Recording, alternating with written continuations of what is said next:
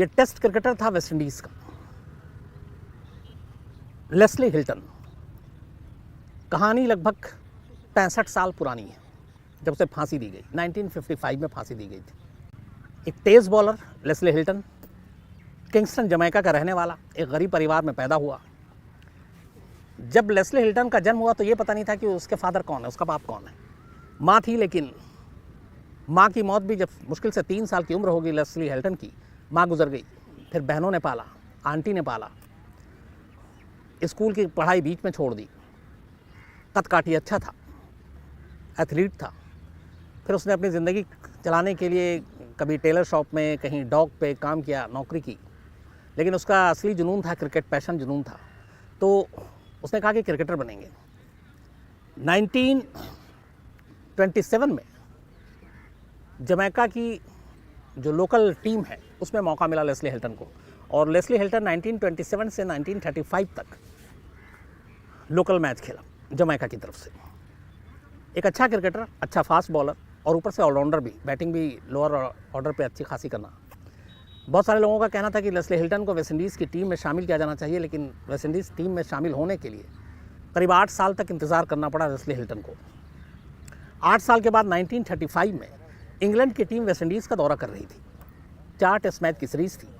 इस सीरीज़ में पहली बार 1935 में लेस्ली हिल्टन को मौका मिला वेस्ट इंडीज़ की तरफ से खेलने के लिए। एक बतौर ऑल वेस्ट इंडीज़ की टीम में शामिल हुए। 4 मैचों की सीरीज़ में बहुत ज़्यादा बुरा भी नहीं, लेकिन बहुत अच्छा परफॉर्मेंस भी नहीं था, लेकिन ठीक ठाक था। और ये सीरीज़ वेस्ट इंडीज़ की टीम जीत गई। लेस्ली हिल्टन ने लोअर ऑर्डर पर बैटिंग भी ठीक ठाक की और विकेट भी लिए। और इस परफॉर्मेंस की वजह से इंग्लैंड के दौरे के लिए भी उनका नाम चुन लिया गया और वो अब इंग्लैंड के दौरे पे थे। लेकिन इंग्लैंड में जाकर वहाँ जब साइड के जो मैच हुए, प्रैक्टिस मैच, उसमें ठीक ठाक परफॉर्मेंस था। लेकिन 2 टेस्ट में थोड़ा परफॉर्मेंस उनका गिरा, आउट ऑफ फॉर्म थे। तो वहाँ पे 2 टेस्ट के बाद उनको ड्रॉप कर दिया गया।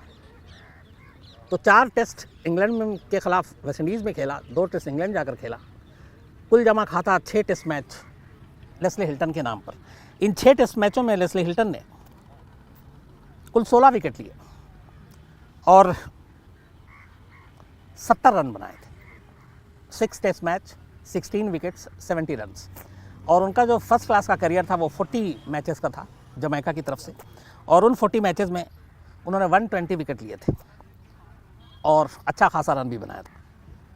तो जब इंग्लैंड में ड्रॉप हो गए 2 टेस्ट के बाद, उसके बाद वो वापस आते हैं और फिर वेस्ट इंडीज़ में आने के बाद वो फर्स्ट क्लास क्रिकेट से रिटायरमेंट ले लेते हैं। एक तो मौका बहुत लेट मिला, 1927 से वो खेल रहे थे और 35 में पहला टेस्ट खेलने का मौका मिला। वनडे उस वक्त हुआ नहीं करता था। तो कुल 6 टेस्ट खेलने के बाद फर्स्ट क्लास और टेस्ट क्रिकेट दोनों से ही रिटायरमेंट ले लिया, क्योंकि इंग्लैंड में ड्रॉप आउट हो चुके थे। वापस आने के बाद जमैका में लेस्ली की मुलाकात होती है लर्लिन नाम की एक लड़की से। लर्लिन एक फैशन डिज़ाइनर बनना चाहती थी, उसका सपना था। और चूँकि लेस्ली ऑलरेडी एक टेस्ट क्रिकेट का ठप्पा लग चुका था, तो वो अब गुमनाम नहीं थे जमैका में। और वेस्ट इंडीज़ में क्रिकेट का जुनून वैसे ही है, क्रिकेटर को हीरो की तरह लोग देखते हैं। तो लर्लिन थोड़ी सी अच्छे घर से थी, फैशन डिज़ाइनर का कोर्स करना चाहती थी, फैशन डिज़ाइनर बनना चाहती थी।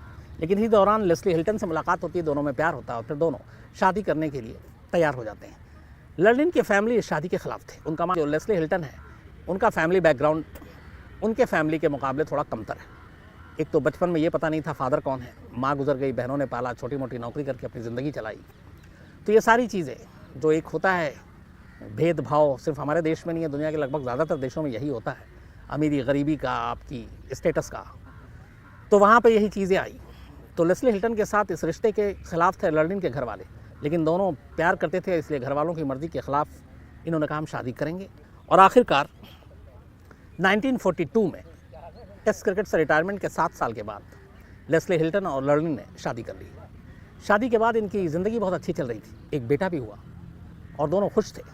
लेकिन इस दौरान लेस्ली से शादी करने के बाद अपने सपने को पूरा करने के लिए लर्लिन जमैका से यूएस जाती है और न्यूयॉर्क में वो अपने फैशन डिज़ाइनर का जो सपना था उसको पूरा करने के लिए वहाँ काम करना शुरू कर देती है। इसलिए उसे अक्सर न्यूयॉर्क जाना पड़ता और काफ़ी दिन तक ठहरना पड़ता था। तो एक तरह से हस्बैंड वाइफ में दूरियाँ भी थी, लेकिन लेस्ली हिल्टन ये खुश था कि चलो उसकी बीवी का जो शौक़ है, जो उसका ड्रीम है, वो पूरा कर रही है, न्यूयॉर्क जाती है, लेकिन आती है, एक बेटा भी है। तो कुल मिला के इनकी फैमिली खुशहाल थी, अच्छी थी, सब कुछ ठीक ठाक चल रहा था। शादी के 12 साल बाद तक, शादी के जब 12 साल हुए, 1954 में पहली बार एक ऐसी चीज़ हुई जब दोनों हस्बैंड वाइफ के बीच एक दरार पड़ी। 1954 मिड अप्रैल की बात है। लर्लिन न्यूयॉर्क गई हुई थी, हमेशा की तरह वो जाया करती थी पिछले 10 सालों से। जमैका में लेस्ली हिल्टन को एक गुमनाम खत मिलता है और उस खत में ये लिखा था कि तुम्हारी वाइफ जो न्यूयॉर्क जाती है और बार बार जाती है, तक रहती है, तो वो सिर्फ अपने फैशन डिज़ाइनिंग के इस काम के लिए नहीं जाती है, बल्कि वहाँ पे उसका रॉय फ्रांसिस नाम के एक शख्स के साथ प्रेम का रिश्ता है और दोनों न्यूयॉर्क में मिले थे, वो अमेरिकन है। तो जब लर्लिन वहाँ जाती थी तो इन दोनों की मुलाकात हुई और वो अच्छा खासा शख्स था, ऊँचे घराने का था, अच्छी हैसियत थी और दोनों के बीच नज़दीकी आती है। ये ख़त में लिखा हुआ था और दोनों के बीच में एक रिलेशन है। ये ख़त पढ़ते ही लेस्ली हिल्टन का दिमाग घूम जाता है, उसे यकीन नहीं होता। लेकिन सबसे पहले वो ये लेटर लर्लिन के पूरे घर वालों को पढ़ाता है और कहता है कि देखिए आपकी बेटी क्या कर रही है, मुझे एक ऐसा ख़त मिला है। लर्लिन के घर वाले इस चीज़ को यकीन करने को तैयार नहीं होते। इसके बाद लेस्ली हिल्टन एक टेलीग्राम भेजता है न्यूयॉर्क अपनी बीवी के नाम और उस टेलीग्राम में ये लिखा था कि तुम जल्द से जल्द वापस जमैका लौट आओ। लर्लिन वहाँ से जवाब देती है कि मैं ठीक हूँ और अपना काम ख़त्म करने के बाद आऊँगी। लेकिन जब वो उसे बताता है फिर दोबारा कैसे ऐसे गुमनाम लेटर है उसमें तुम्हारे बारे में ये है, तो वो अपने पति को कन्विंस करती है कि ऐसा कुछ नहीं है, वो मेरा एक अच्छा दोस्त है और बाकी ऐसी कोई रिलेशनशिप की बात नहीं है। लेकिन लेस्ली हिल्टन के दिमाग से ये शक जाता नहीं है। इसके बाद उसकी वाइफ लौटती है, पूछता है लेस्ली हिल्टन फिर आमने सामने और वो गुमनाम ख़त भी दिखाता है जिसमें उसके और उस फ्रांसिस के बीच रिलेशनशिप की बात थी। लर्लिन साफ इनकार कर देती है, कहती है उन दोनों के बीच में ऐसा कोई रिश्ता नहीं है, दोनों एक अच्छे दोस्त हैं और ये जो गुमनाम ख़त है ये बकवास है। ना मानते हुए भी लेस्ली हिल्टन मान लेता है क्योंकि उसके पास और कोई सबूत नहीं था इस गुमनाम ख़त के अलावा। की पटरी पे लौटने लगती है, शक दूर होने लगता है। लेकिन कुछ वक्त बीतता है, एक रोज़ अचानक लेस्ली हिल्टन देखता है कि उसका जो गार्डनर है वो एक ख़त लेकर पोस्ट ऑफिस जा रहा है। वो जब तक उस गार्डनर के पीछे पहुंचता, गार्डनर ने जाकर वो पोस्ट ऑफिस में लेटर दे दिया। वो लेटर न्यूयॉर्क भेजना था और वो देकर चला आया। लेस्ली हिल्टन पीछे पीछे पोस्ट ऑफिस जाता है। वहाँ के जो इंचार्ज जो है कि अभी भी जो एक लेटर आया, मुझे इसे पढ़ना है। पोस्ट ऑफिस वाले साफ मना कर देते हैं, कहते हैं कि दूसरों का लेटर हम आपको खोल के नहीं पढ़ा सकते। वो काफ़ी अपनी तरीके से बताता, अपने बारे में भी बताता है, एक्स टेस्ट क्रिकेटर हूँ, लेकिन नियम और उसूल की दुहाई देकर पोस्ट ऑफिस वाले उस लेटर को पढ़ाने से मना कर देते हैं। लेकिन उसे डाउट हो गया था कि ये लेटर उसी फ्रांसिस के नाम न्यूयॉर्क के लिए है और इसका मतलब है कि वो गुमनाम ख़त सही था। वापस वो घर आता है और अपनी बीवी से पूछता है। बीवी कहती है हाँ वो लेटर है लेकिन उसमें ऐसी कोई बात नहीं है। तब ये फिर एक गेम खेलता और कहता है कि मुझे शाम को पोस्ट ऑफिस वाले वो लेटर पढ़ाने को राज़ी हो गए हैं और अगर उस लेटर में कुछ ऐसा हुआ तो तुम अंजाम देख लेना। लर्लिन थोड़ी सी घबरा जाती है। वो वापस निकलता है और जाकर उस दिन बहुत सारे कारतूस ख़रीदता है, गोलियाँ। ऑलरेडी उसके पास एक पिस्टल थी। गोलियां खरीद के आता है। रात को इन दोनों के बीच फिर इस चीज़ को लेकर झगड़ा होता है और झगड़ा इस बात पे था कि वो लेटर उसी का है और तुम्हारा रिलेशन है और ये सही है। झगड़ा इस कदर लर्लिन लास्ट में एक्सेप्ट कर लेती है, कहती है हाँ रॉय फ्रांसिस के साथ उसका रिलेशन है, दोनों कई सालों से रिलेशनशिप में है और वो उसके साथ रहती भी है, न्यूयॉर्क जब जाती है उसके साथ सोती भी है। फिर आखिर में वो ये कहती है कि असल में ये मेरी फैमिली भी चाहती थी क्योंकि शादी के ख़िलाफ़ थे। तुम्हारे और हमारे स्टेटस में बहुत फ़र्क है और फ्रांसिस का स्टेटस बहुत हाई है, तो जिस तरीके के स्टेटस के लड़कों की मुझे ज़रूरत थी, जिस शख्स से शादी करनी थी, वो स्टेटस उसके पास है, तुम्हारे पास नहीं है। ये सुन के लेस्ली गुस्से में आता है, तैश में आता है और अचानक गोलियां चलाना शुरू कर देता है। लर्लिन वहीं पे गिर जाती है, खून बहता है। उसके बाद में घर वालों को पता चलता, उठाकर हॉस्पिटल ले जाते हैं। पुलिस आती है, छानबीन करती है, लेस्ली हिल्टन को गिरफ्तार कर लेती है। अगले दिन जमैका के अखबारों में यह खबर हेडलाइन थी। इसके बाद पुलिस जांच अपनी आगे बढ़ाती है, अदालत में मामला ले जाती है। अदालत में अब लेस्ली ये कहता है कि रिलेशनशिप को लेकर वो गुस्से में था, लेकिन दरअसल वो अपनी बीवी का उसने खून नहीं किया, वो सुसाइड करना चाहता था और इसीलिए उसने गोलियां खरीदी थी और वो ख़ुद को मारना चाहता था। ये उसके वकील ने दलील दी। लेकिन जब पुलिस की रिपोर्ट, जांच रिपोर्ट अदालत में रखी गई तो पता चला कि लर्लिन के जिस्म से कुल 7 गोलियां निकली थी, 7। जो लेस्ली के पास पिस्टल था उसमें एक बार में 6 गोलियां ही भरी जा सकती थी। 7 गोलियों का मतलब यह है कि उस पिस्टल में फिर 7वीं बार भी गोली भरी गई, मतलब सेकंड टाइम। एक बार पूरा चैम्बर लोडेड था 6, जब वो खाली हो गया तो फिर उसमें गोली भरी गई।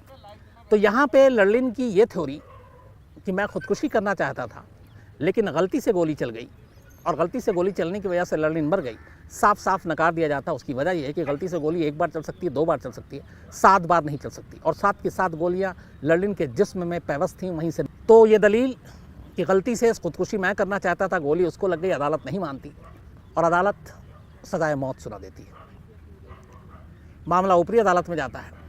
ऊपरी अदालत में भी सारी चीज़ें आती हैं, यही दलील दी जाती है लेस्ली की तरफ से कि दरअसल ये मैं सुसाइड करना चाहता था, मैंने अपनी बीवी का कत्ल नहीं किया है। वहाँ पे भी अदालत नहीं मानती, उसकी मौत की सज़ा को बरकरार रखती है। इसके बाद वो अपील करता है इस सज़ा को कम करने की, वो भी अपील नहीं मानी जाती। और सबसे ऊपरी अदालत वो भी यही कहती है कि ये अपनी वाइफ के कत्ल का गुनहगार है। आखिरी दरवाज़ा बंद, आखिरी अदालत की भी अब उम्मीद जो थी वो ख़त्म हो गई लेस्ली हिल्टन के लिए। 1954 में ये मुकदमा शुरू हुआ था। 1954 में लर्लिन का कत्ल हुआ था और 17 मई 1995, मतलब लर्लिन के कत्ल के साल भर के अंदर अंदर 13 महीने में 1955 को जमैका में लेस्ली हिल्टन को फांसी पर चढ़ा दिया गया अपनी जो बीवी थी उसके कत्ल के जुर्म में। और इस तरीके से लेस्ली हिल्टन उस 55 में भी दुनिया के पहले क्रिकेटर थे जिनको फांसी पर चढ़ाया गया। 1955 से अब 65 ईयर्स बीत चुके हैं, आज भी वो पहले ही क्रिकेटर हैं जिनको फांसी पे चढ़ाया गया, उसके बाद कभी। तो वेस्ट इंडीज़ के इतिहास में ये कहानी आज भी दर्ज है। और जमैका के बहुत सारे लोग, उसके बाद जो खबरें छपी उसमें बहुत सारे लोगों की हमदर्दी थी लेस्ली हिल्टन के साथ। उसकी वजह थी 2। लेस्ली हिल्टन का पूरा करियर हमेशा क्राइम से अछूता रहा, छोटे मोटे काम किए, अपनी मेहनत से टेस्ट क्रिकेटर बना, फिर शादी की। और ये जो कत्ल किया, ये कत्ल एक शक की वजह से किया कि उसे अपनी पत्नी पे शक था, गुस्से में किया गया कत्ल था। और इसी को आधार बनाकर बाद में ऊपरी अदालत में कहा गया था कि ये सज़ा बहुत ज़्यादा है, उम्र कैद कर दें, कुछ साल की सज़ा हो जाए।